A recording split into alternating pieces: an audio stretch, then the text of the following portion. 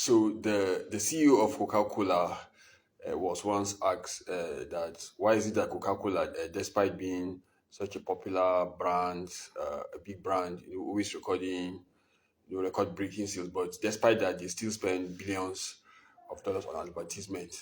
Yes, and his response was that the day that they are going to relent in advertising is the day that they hear that people have stopped taking water. Yes, so I just want to speak about what your small business can learn about big corporations like Coca-Cola. Yes, many of you take things for granted. Imagine a big corporation like Coca-Cola, despite how popular they are and how much they spend, and how much sales they record. But despite that, they still spend billions on advertisement, and yet you have that your Zobo drink business, and then you don't even bother to even put it on your social media handles so that your neighbors will even know, your friends will know.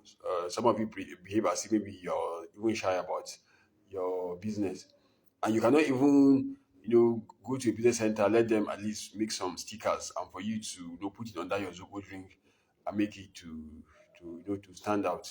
Yes. So all these things are the things that will make a lot of difference in your business, because whether you like it or not, Coca-Cola sees you as a competition. Yes. So don't think that because you sell Zopo, you're looking down on your business, you think it's not important. Coca-Cola sees you as a competition. Yes, because if a customer is thirsty, for instance, the customer has an option of going to either buy Coca-Cola or to go and buy that your Zobo drink.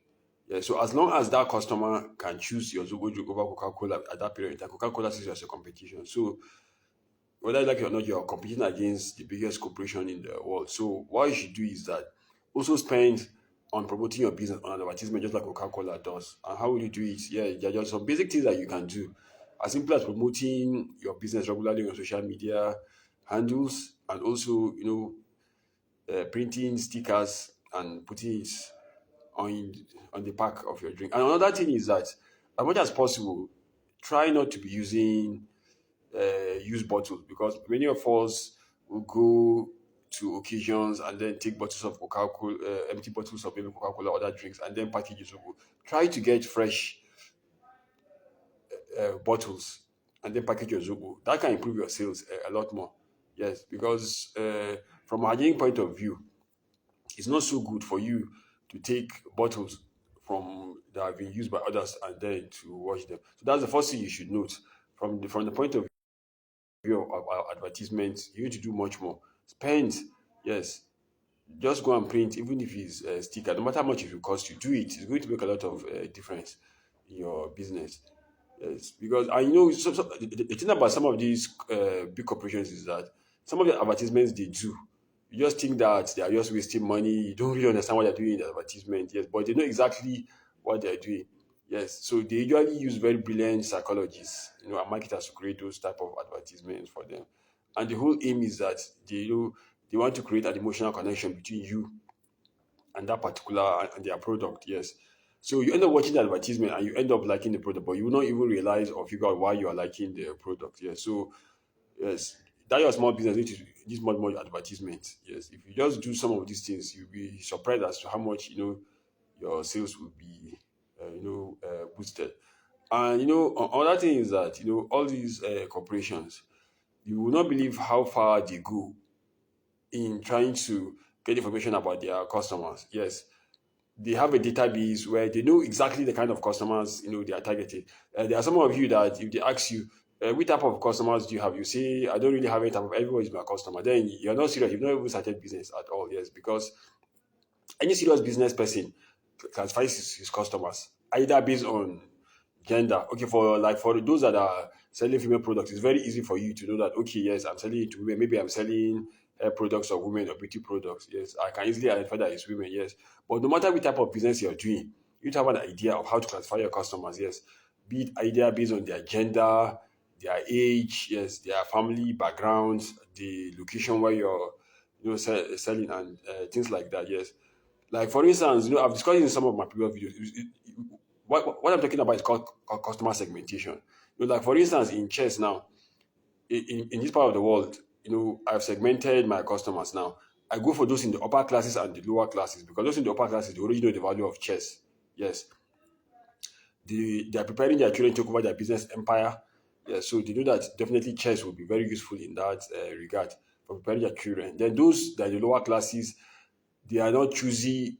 They don't joke with opportunity. Any opportunity you give them, they try to make the best use of it. But those in the middle classes, they never really seem to take chess seriously. So what I do now is that I just focus on those that you know have interest in what I'm doing, because that's what that thing that big corporations do. They focus much more on their existing customers. Yes, they also do advertisements to target mostly young people to start using their product. Yes, but then one thing they do is that they focus much more on keeping the customers they already have. Yes, because which is much easier for them. Yes, so try to find out who your customers are. You need to classify them under particular category. You need to have an idea of their income, their lifestyle, what they. You need to get constant feedback from them. Yes, that is very important, because if you don't get feedback, then you cannot know whether they are getting maximum satisfaction from that, from your service or your product, or other thing like that. So all these big corporations, they go to very large extent. Yes, they have their researchers, they have consultants that they gather data about their customers. They have an idea of the class of customers they have. They classify them under particular category, and they have an idea of their income, their lifestyle, and everything. Another thing is the issue of pricing. There are some of us that sometimes when we are selling something, for instance, even in the area that I stay, sometimes I will buy in a particular, local type of food, and then sometimes I'll meet the women that sell it, and I'll ask them, "Is this type of food also available?" They will say, "No." Then I'll ask why. They say that because the ingredients have become so expensive. But in that kind of situation, what you simply do is that you simply increase the price. Yes. So because the way human nature is that the more expensive something is, the more people actually value it. That's how we human beings are just wired. So when you want to even set a price, try to set it more on the high side so that if need be, you come down. Yes, because so don't use price as a competitive, you know, mechanism. Yeah. So what I mean by this is that don't just be putting the price of your product or service very low so that people patronize you, because the way human nature is wired is that the higher you peg the price of something, the better. Yes, so that, because it's always very difficult to increase prices. That's it.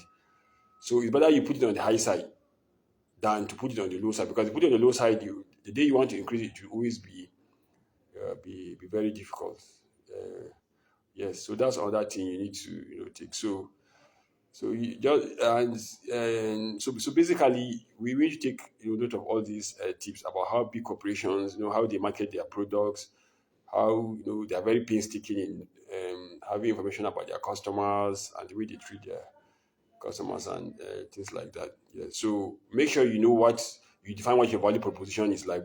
Like for instance, like Coca-Cola that I was talking about, their value proposition is the uniqueness of the drink, and then also their logo. That's what makes you stand out. Yeah. So if you want to, for instance, you're a Zobo seller, you need to like create your sticker, create your own logo, name, just make that thing that you're doing look your somehow too. Even if you're like a seller or a seller, try to get package your product, you understand?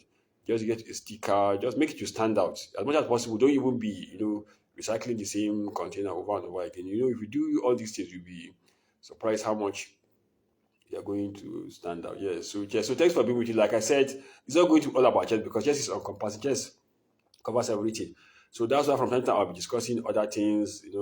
Sometimes I touch a little bit of politics, sometimes even philosophy and religion, sometimes romantic relationships and things like that. So stay tuned with me by 8 p.m.